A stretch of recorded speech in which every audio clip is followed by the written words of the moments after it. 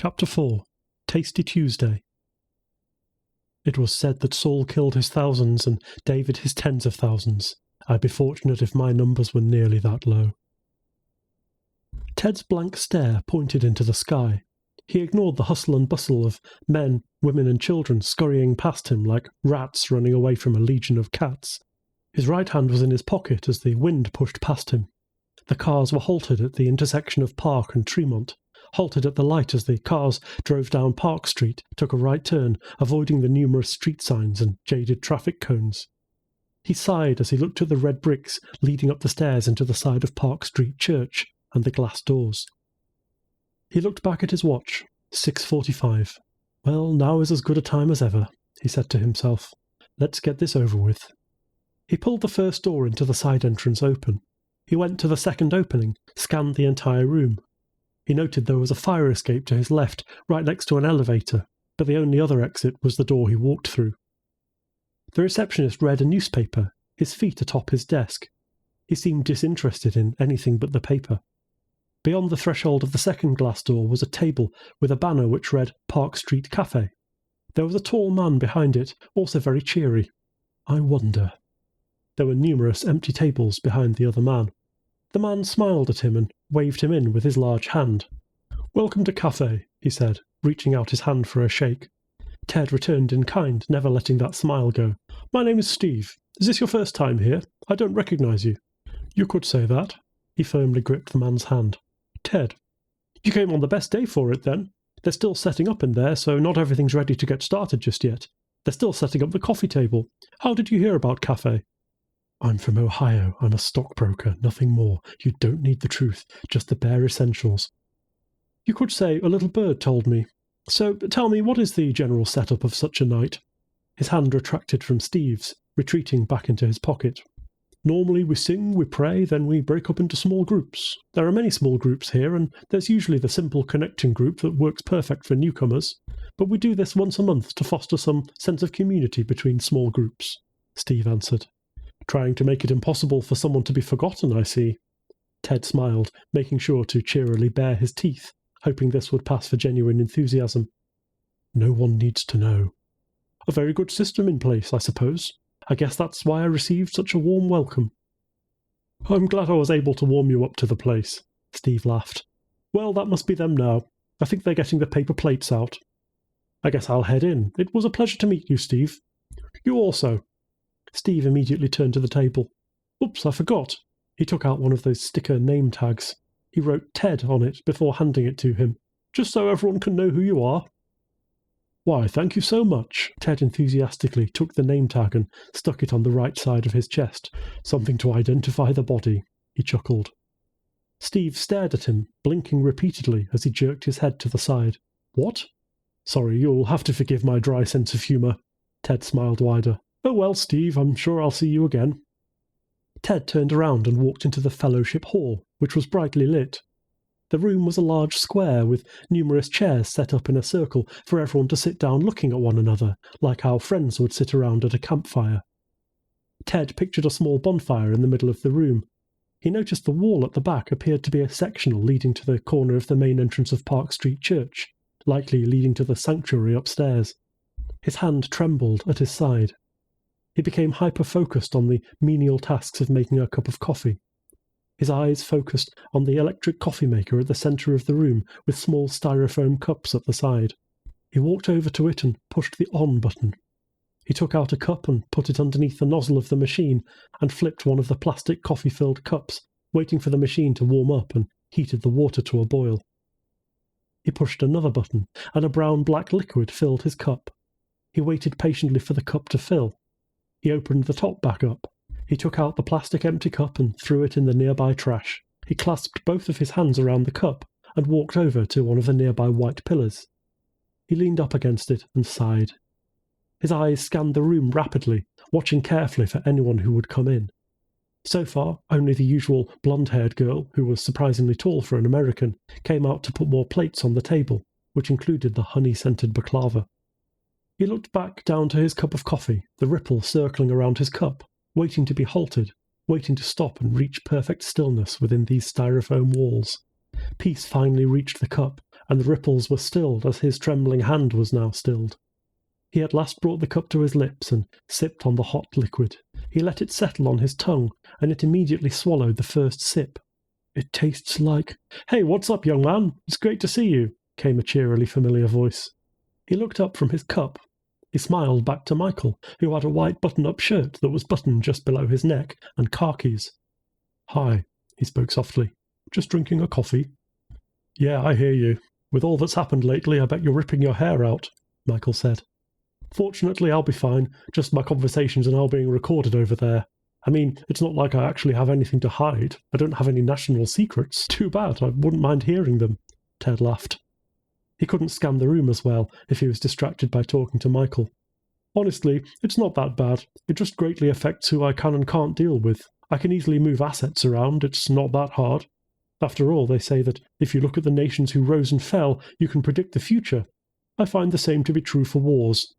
Yeah, I know you mentioned you were in the army. That must give you a different perspective on what's going on. Maybe you're seeing what I'm not," he went on. "Do you think it's something I should be worried about?" "Not really," he replied. "However, economically it'll be a disaster. However, it wouldn't take too long to change and get things back on track once the dust has settled, at least most likely. That is just a guess. I just so happen to be very good at guessing." "So I've heard, and you seem to be very lucky." Michael continued to smile that welcoming smile. Michael's hands were at his side, but not in his pockets. "We were never allowed to have our hands in our pockets, but I don't recognize you. Never mind, you were too young. Even if you were, I wouldn't have known you. You are inconsequential. Some of my comrades called me the Amazing Doctor, as it appeared I could tell the future. I was only ever wrong once," he said dryly, his tone dropping. He hoped Michael didn't notice. "You don't sound too thrilled." Michael frowned.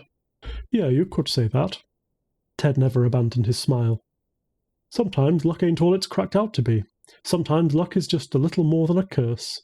For example, I wished I guessed wrong on one deal because the profit margin would have been exponentially higher than if I guessed correctly," he explained. "Yeah, that's how I'll explain it. But money isn't everything. I have enough of it as it is. I really don't need any more. I just do it now to keep busy. I really don't have a high cost of living." "Well then," Michael chuckled. "Michael, you didn't strike me as the making friends type."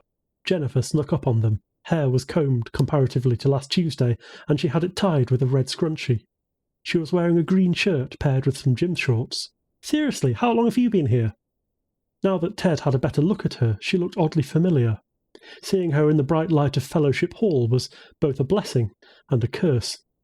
She looked uncannily like his fiancée before her passing. The appearance was the same, sure. Jennifer was a little taller than her. Let the dead stay dead. "Not long, maybe 5 minutes?" Michael smiled back at her as he wrapped his arm around her shoulders. "Well then, Ted, welcome back to our dysfunctional family." She sipped her cup of coffee while she was juggling a plate with baklava. She looked at Ted and then down to both of his hands. "No baklava? No, I haven't had the chance to grab it." Ted smiled at her as he took another sip of coffee. "Now, what is it that you want?" "What? Michael, hold my things." She shoved her cup of coffee, plate and plastic fork into Michael's hands. He still didn't have his own cup of coffee, and this flustered Michael before regaining his balance with the new items in his hands. Unfortunately, some of her coffee spilled over the side of the cup and onto his hands. "Well, as you can quite imagine, she can be a handful," Michael chuckled. "She can be overbearing at times, but we love her all the same." "I can see that," Ted said. His pupils scanned the room immediately again as more and more people started pouring into the Fellowship Hall.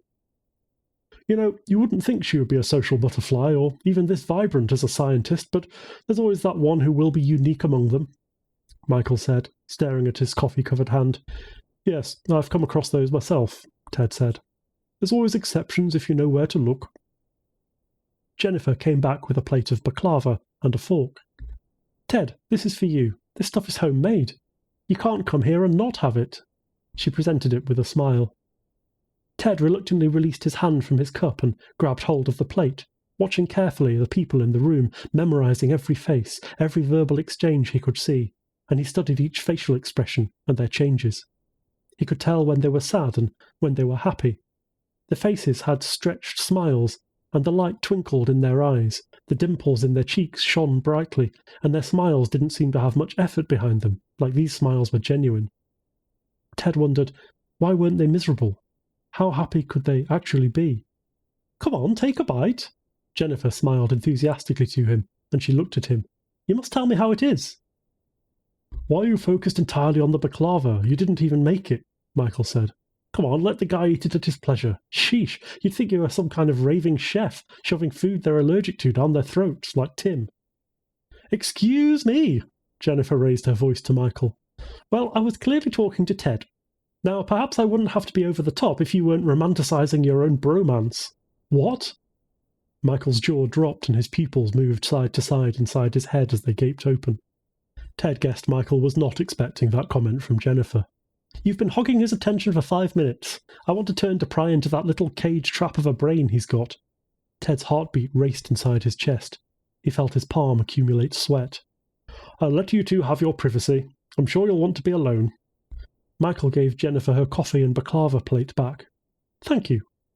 She handed them with care, taking a sip of her coffee.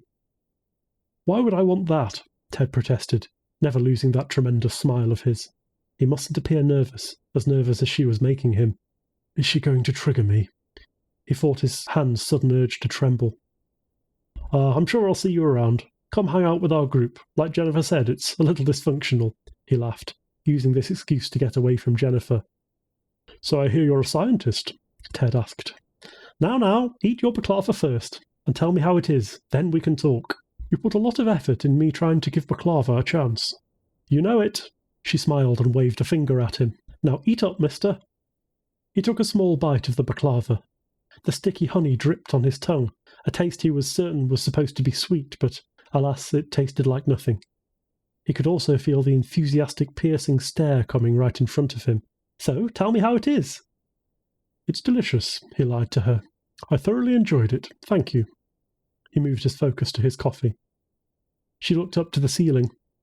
"Well, I suppose you could call me a scientist, but I'm more of a researcher than anything." He sipped his coffee. "And what's your area of expertise?" "Biology. I study organisms, viruses, bacterium. An old man once said, the more germs I get, the happier I am. I suppose that sums me up pretty nicely now that I think about it. Oh well, one can't exactly marry a germ, but they keep me plenty of company." "I can't tell if you're eccentric or objectively insane," he joked.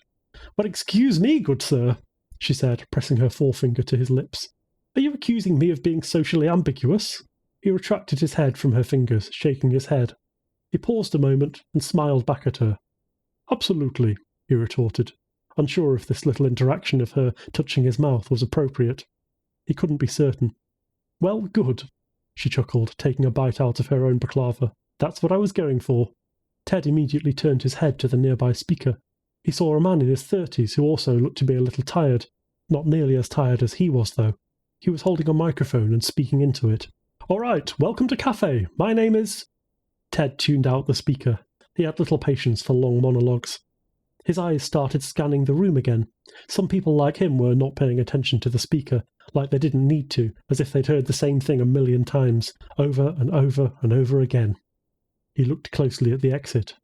He noticed Samantha chatting with someone else over by the exit, towards the main lobby closer to the background. She had a cup of coffee, but not the baklava. Perhaps she's dieting or came in too late to make her way to the food. Doesn't matter. She was leaning against the doorway.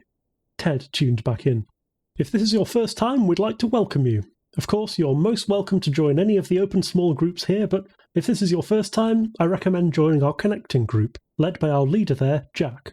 "Is your family part of that group?" he asked. "Oh, yes." She had a playful smile as if she remembered the punchline of some unrelated joke. Then she giggled. "Shall we, Mr. Ted?" "Absolutely," he replied. He walked with her, by her side, eyeing carefully for the trash can, drowned out by the large number of people. So people still believe in the faith, despite all the lack of faith in it. I wonder why.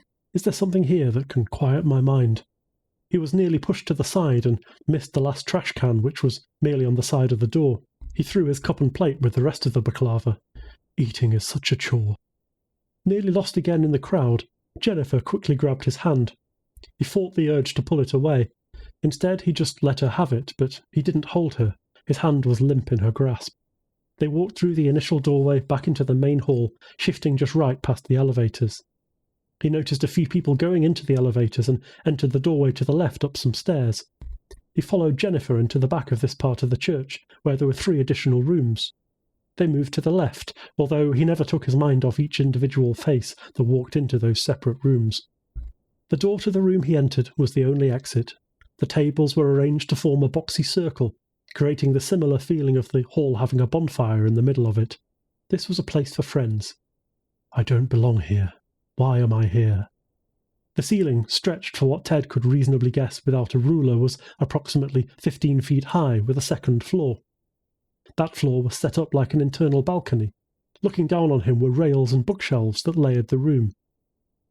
Jennifer led Ted to the right corner, closer to the door and close to Jack. Samantha came in shortly with another girl who Ted didn't know. Michael came in and he waved, trading a smile as he sat down next to Tim and immediately went into a side conversation. The man leading the discussion looked at the clock hanging above the whiteboard at the back of the room, and the woman, presumably his wife or other equivalent, wrote something on the board.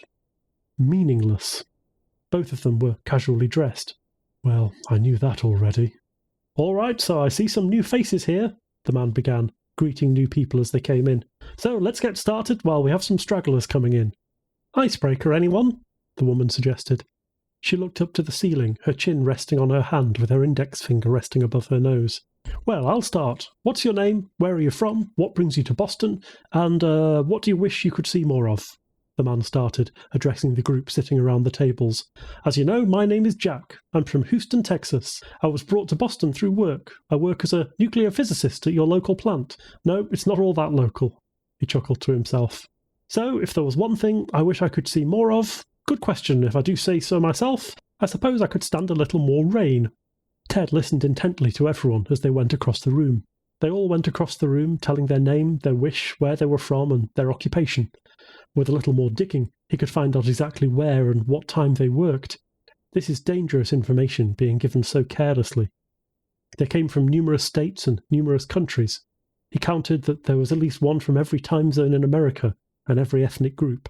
They, for one reason or another, didn't want to see any more from the world, but they desired to see less of something. They wanted less racism, less strife, less hunger, less death, and less conflict. Without adding anything, by just omitting these things, could they obtain more peace, a perfect peace? A peace like 10 years ago, that bloody peace. If you take one conflict away, you are only enforcing another. It is all meaningless.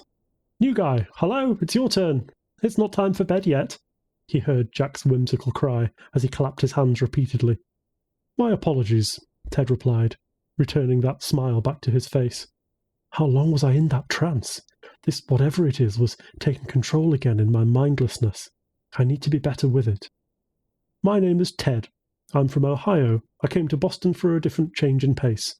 If I could see more of something... His voice trailed off. I can't think of anything. Nothing at all? The woman asked.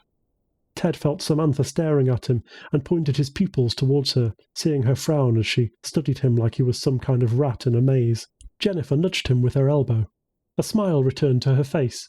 Ted blinked quickly with the sudden pressure assaulting his arm, and he felt the nerves in his fingers want to tremble. Come on, Ted, Jennifer pulled on his arm. I know you want to see more. Everyone wants to see more of something in the world. What is it? Now, he turned to her with his wide, childlike smile. I've seen plenty of the world already. If I saw any more of it, that would be downright selfish of me. I can't take in any more of the world while the sights can be enjoyed by someone else. Well, I suppose that's one way to look at the world, Jack chuckled. Well, if Ted doesn't want to say anything, he doesn't have to, the woman replied. We are an open book, but we don't expect that of anyone here. Now, Ecclesiastes. Yes, one of my favourites, Tim commented. You would say that, Michael joked. They studied the first chapter, and all Ted gleaned from this was that everything is meaningless in life. Every dollar one made, every friend he made, relationship maintained, career goals, life goals, and everything in between, whatever they were, was all meaningless. All these things were meaningless. I already know that. Yes, Ted had money, he had a house. It was all pointless, and he knew it. He knew the feeling all too well, and he didn't care for any of it. He didn't work for money after all, just for something to do, something to keep him busy from his own thoughts. It was all pointless. His hand started to tremble.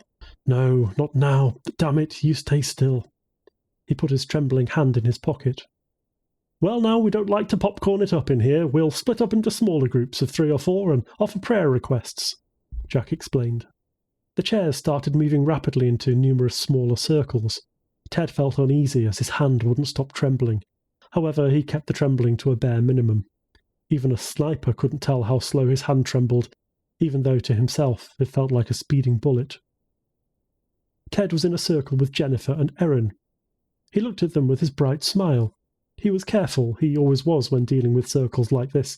His ears would be his eyes, and he could sense the room, every moment, every noise. No sound, no matter how little, would escape his ears, just like nothing and no one can escape the defence of his mind's eye. He is as he's always been, ever watchful, but no longer by his own choice. He became conditioned to it so much that it just turns on. This is the exact reason he's failed at his one goal, that same goal he gave up on. He keeps failing, again and again and again. Well, now, this is the part where we wear our emotions on our sleeves, Jennifer explained. Forgive me if I sound like a tour guide. She turned her head to Erin. Prayer request? Erin frowned. I do. Her voice was solemn. Her head was bowed down low. Her eyes were wide open, staring blankly at the floor, as if what she was looking for was buried below the bowels of the church.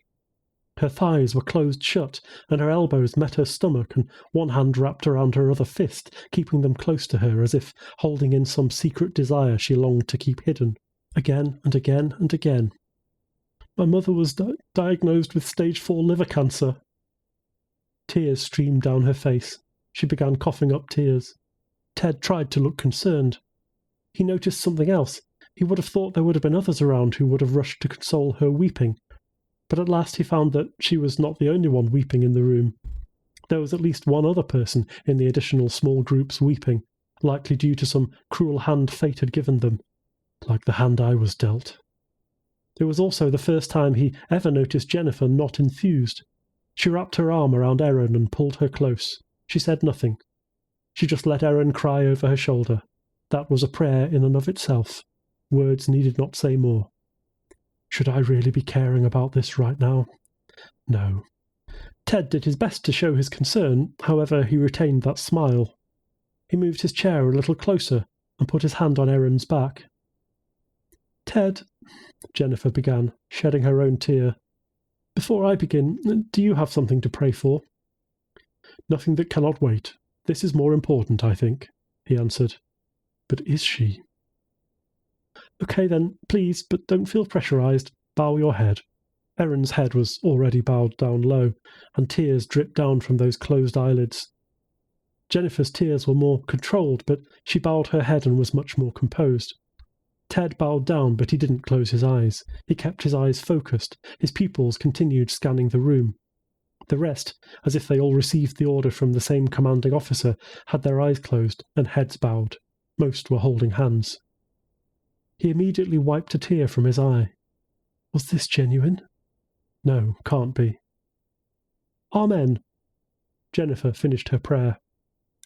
Ted tuned out the entire prayer as he was focused on his own individual thoughts and the behaviour of everyone in the room. One by one these prayerful people rose their heads up, opening their eyes. Many of them were happy, as if a burden was lifted from their miserable chests. How? The room was filled with chatter again. Thank God. The silence irritated him. He could find that he could no longer keep tuning everything out, not in the silence, not like this. Silence was much better when lives were on the line. He looked around the room again. Some people were getting up and putting their chairs right back towards the tables and were leaving. Some of them left in pairs, and others left by themselves after departing amiably with someone they engaged in a good conversation with. He sought to do the same. He got up before his hand was grabbed by Jennifer. Hey! She wiped her face clean from tears with her free sleeve. I told you we wear our feelings on our sleeves here. I hope we didn't scare you off. Miss Jennifer, I'm afraid it will take a lot more than that to scare me off, he lied, turning to Erin with a solemn face as she was still weeping and wiping tears from her face with her palms. I am sorry, truly I am. It's not your fault. She looked to him. You don't have to be sorry, but I appreciate it. Now, he turned without skipping a beat and returning that smile to his face. I really must be going. You're not coming out with us tonight? Jennifer frowned. Not tonight. Maybe next time, he said. He tried to pull away, but Jennifer wouldn't let go. Wait, let me get your phone number, she said. As you wish, milady, he spoke dryly. My, aren't you the romantic? She pulled out a pen and piece of paper from her purse and handed it to him. He immediately wrote down a phone number on the piece of paper and handed it back to her. At least you're honest about it, unlike some men. She took out a piece of paper and wrote her own phone number on it. Here, take mine. It's a pleasure. He took the phone number and placed it in his wallet. Now, Tedward, she smiled at him. I think you know the pleasure is all mine. Of course it is, he smiled back. You have no idea how true that is. Maybe I'll see you next week or around, but I must be going. Good night, Ted, Jennifer said. Samantha transitioned from her seat, pushing it in, briskly walking towards them, trying to catch up to Ted. How good of a host could she be if she didn't at least make the effort to make sure he was comfortable? After all, it was her who invited Ted to the study. However, he made a beeline for the door, at a brisk pace she knew she couldn't keep up with. She glanced over to Jennifer, who turned to Erin. For a moment, Samantha thought that perhaps Jennifer came on too strongly for Ted's comfort, prompting an exit, or perhaps something else was going on with Ted, something unseen. Are you coming out tonight? If you are, I believe it's my turn to buy you one. Jennifer's hand wrapped around Erin's shoulder. I think I need a break, Erin said. I need some rest, actually. Maybe next week. I just need to get some sleep. Start fresh in the morning. What's wrong? Samantha turned her gaze towards Erin, noticing wiped tears and reddened eyes. She placed her hand on Erin's back, rubbing it. My mother has stage 4 cancer, Erin said abruptly. Samantha felt a sudden weight fill up from inside her chest as she covered her mouth with her hand. I'm so sorry. I'll pray for that and healing for her. Some rest will do you good. I understand, Erin, Jennifer said. I'll put your chair away. Don't worry about it. If you need someone to talk to, you can always text or call me. Thanks. Erin stood to leave. Michael followed and put her chair away. He smiled at Jennifer. So, how did it go? He asked. My dear Michael, whatever do you mean? She snickered as she pushed her chair back in. You got him alone? Samantha shuddered as Michael mansplained himself to reiterate the obvious. This was one of her pet peeves. I'll work on that. Well, I certainly couldn't let you hog him. Besides, I don't think he'd care to listen to more of your business monologue, she said, giving him a slightly annoyed glare. I suppose we can finish this up at Terry Nation. Let's be off. I have very important business at Terry's Empire. Only you can make it sound so much better than it actually is, Tim chuckled, shaking his head.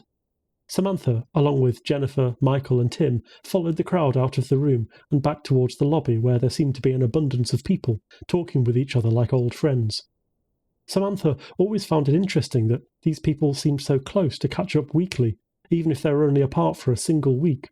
To her, every Tuesday seemed like a reunion. They briskly exited the church and recruited a few people to go out. Not that they needed to do that, Brian would take care of that, as he always did, but it was good to show interest in the newcomers. Samantha and her immediate friends walked to Terry Nation and walked towards the back of the end of the bar. It was much less crowded than last week. Perhaps there was some foul thing in the air. Samantha did notice 4 unique individuals by the bar, towards the end of it where she met Ted from last week. 2 men and 2 women having strong gin. They were talking to one another in a variety of accents. That is what got her attention. Samantha picked up one as Irish and the other English, and one she could only guess as Russian. The fourth wasn't quite Russian, but it had a similar sound to that of the Eastern European countries. It would seem odd since Russia declared war on neighbouring countries as of late, and as if these people were speaking to each other as if there was no animosity between their nations. She found this most peculiar. Scott made their drinks. Samantha was drinking a dark beer this time, and Tim was held off with a white wine sangria. And of course, Michael and Jennifer got whatever the special was. This one he served in bowler glasses. So, Scott, what we have the pleasure, Michael began. Or displeasure, Jennifer added. Of drinking today, Michael finished. They drank well together. Tim and Samantha were smiling, as it was rare that they could get this close together with the two of them. They paired well together, like a fluffernutter sandwich. Their banter bounced off one another like they'd been friends for years, but truth be told, they'd only known one another for a year, and they all met here, at this bar, through cafe. It was some recipe I found on some website, Scott answered as he printed out separate slips. Jennifer already took a sip. Samantha guessed she enjoyed it with the way Jennifer rubbed her buttocks against the school. I don't know much about it, but last time it was made, a lot of people died. There was silence. Scott turned around. I'm kidding. It's vodka, chocolate and seltzer. Nothing too fancy. I may have put some basil in there. Oh my god, I'm allergic to freaking basil, Jennifer joked. Scott's eyes lit up in surprise like he was looking at a dead person. Isn't that my line? Tim laughed as he brought up his glass to sip his sangria. Jennifer placed 2 fingers on her lips as she looked Scott in the eye mischievously. 2 can play that game. Okay, cool. Scott laughed it off and went to his other guest as he walked backwards with 2 thumbs up. All right, you've kept me in enough suspense. Now that you've had him all to yourself, what was he like? Michael asked. Yes, I'm dying to know. Spill the beans, Jennifer, Samantha pushed. Whoa, whoa, whoa, Tim put his hands up defensively. You leave my beans out of this. It wasn't my fault. No, Tim, it wasn't your fault, and we're certainly not talking about your beans, Michael jeered. Besides, that was actually some good chili. Jennifer, spill it. Fine, she took another sip. Really nothing more than what he shared from the rest of the group during that very questionably boring icebreaker. Samantha pondered with fresh liquor to her nose, and then she remembered something which she neglected to mention previously, but perhaps a sensitive question. Jennifer, did you make note of the scars on his face? I did notice those scars, like lines or streaks across his cheeks. I didn't say anything. That isn't something you want to ask someone who hardly knows you, Jennifer said, trading that playful smile of hers with those half-dropped eyelids. Your brain is working. What is on that mind? I haven't formulated a complete thought. I'll have to get back to you. Sam's gaze shot back to the other end of the bar. Did he have something to do? He seemed in a hurry to leave. Tim's smile faded. Yeah, I wondered about that too, Samantha commented, turning back to Jennifer. Well, he didn't say. I was able to snag his number before his prompt getaway. Getaway. Yes, that's the appropriate word for it. Michael poked fun at Jennifer again. It's hard to escape your clutches. I wonder if it had anything to do with the study. Samantha wondered if that was the most appropriate study for someone in a field fueled by money. Could be. Honestly, it isn't the best first book for someone. After all, a wise man once said, meaningless, meaningless, it's all meaningless. Jennifer rose her hands in the air as she sat back down on her stool and crossed her fingers. Well, Samantha said, tell us how you really feel. They all looked at Jennifer, waiting for a whimsical response. My thoughts on the matter are all entirely meaningless, Jennifer smiled. Michael, Tim, Jennifer and Samantha all laughed at the joke. It was ironic, and certainly the lesson could be very depressing if taken out of context. After all, not everything was meaningless. Samantha could feel her hair standing on ends. Her hands remained in place as the ripples in her cup of beer moved towards the end of the glass. She looked closely, and Tim and Michael didn't seem to notice. Jennifer put on her sweatshirt in response to the chill. Where is this coming from? She looked at the strangers in the bar. She noticed one of them, the taller man, the one with the Irish accent, appeared to be flicking his fingers back and forth, violently tapping against a piece of paper on the bar top. She looked back down to her cup and drank some more. She fixed her eyes back on the man, and the piece of paper was gone. I'm not that drunk, am I? I hope not. I barely had a drink. Was she imagining it? The paper was gone, and the man didn't appear to be tapping anything anymore. This man wore a black suit to match his lengthy black hair tied behind his back. You okay there, Sam? Jennifer glanced at her as she tossed her head back. No, yes, she corrected herself. I just thought I saw something. It's nothing. So, Jennifer began. Are you okay or not? Michael asked, putting his hand on his hip disapprovingly. I'm beginning to worry about you. Samantha moved her gaze back over to the strangers. I thought I saw one of them violently tapping a piece of paper, the tall one, she whispered. Michael shifted his attention towards them, hiding his body and face behind Samantha just enough to avoid looking suspicious. Are you sure it isn't the air conditioning going down again? You've mentioned this numerous times now. I really don't believe a person could be the cause of it. Besides, tapping a piece of paper isn't exactly unusual. I'm not sure, she replied. Well, only one way to find out for sure, Michael said. He took her hand. Michael, wait, what are you doing? He ignored her as he pulled her to the strangers. One of the women there looked at them and smiled. She had a very youthful face with red eyes. Samantha found her eyes to be especially peculiar, unless... was she high? The tall man looked surprised and turned to them. There was an unpleasant scowl on his face. "Well, well, well, what sort of beast have we ensnared?" he said in his Irish accent. "Well, we're here every single Tuesday night and haven't seen you here before. Me and my friend would like to say hi and introduce ourselves. My name is Michael. This is Samantha, Sam for short." Michael introduced himself and her charmingly. "Hi." Samantha introduced herself awkwardly. No matter how hard she tried, she didn't do well in friendly social situations. She was great on the phone, though. "Okay," the man said. "And to what do we owe the unfortunate circumstance for such a forced introduction?" "Cullen, I do not want another repeat from last week's escapade," said the girl with the black hair. She was the one with the Russian accent. "Please, it was a miss. We don't need another one." "As you wish, Elia," he replied and returned a sneering smile towards them.